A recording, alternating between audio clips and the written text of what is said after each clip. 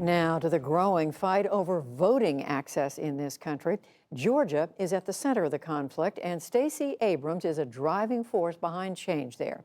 Earlier today, Abrams was honored at the National Democratic Institute's Madeleine K. Albright event celebrating women's empowerment. She spoke with our Amna Nawaz about the challenges of maintaining a healthy democracy.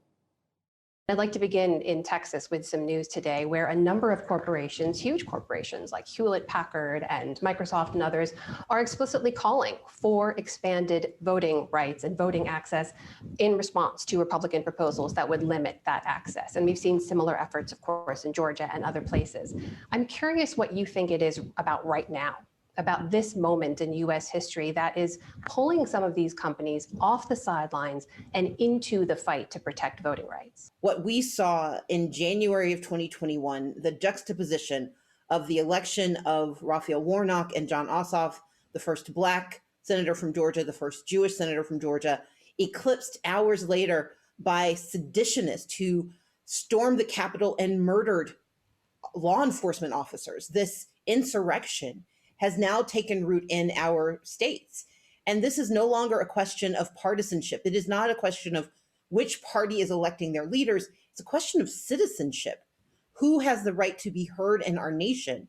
And while we unfortunately had silence during much of the debate here in Georgia, I believe the amplification of that issue and the ability to point out the direct connection, the DNA between denying access to the right to vote and the changing of outcomes for the most vulnerable communities is why we're hearing corporations speak out more forcefully and precipitously.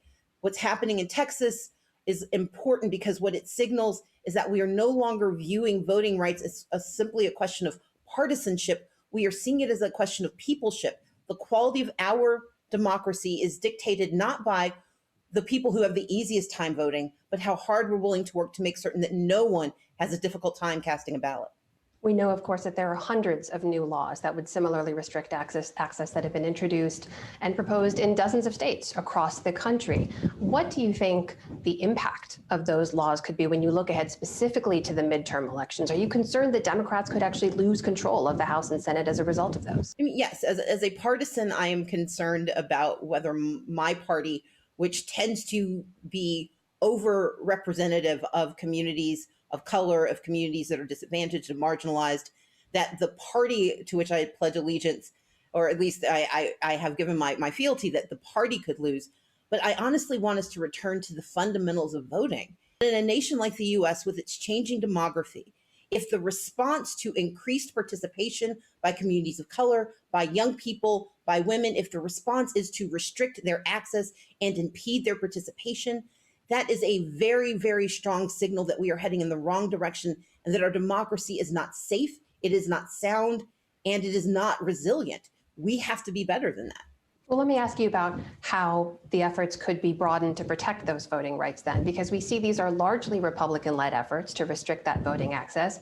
Do you believe that Democrats are right now doing everything they can, using every tool in the toolkit to protect that voting access? I think on the state level, you are seeing so many people come together to fight against these bills.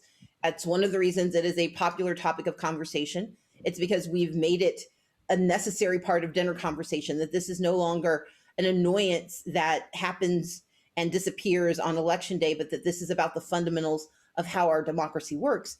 But I also know that we require federal legislation.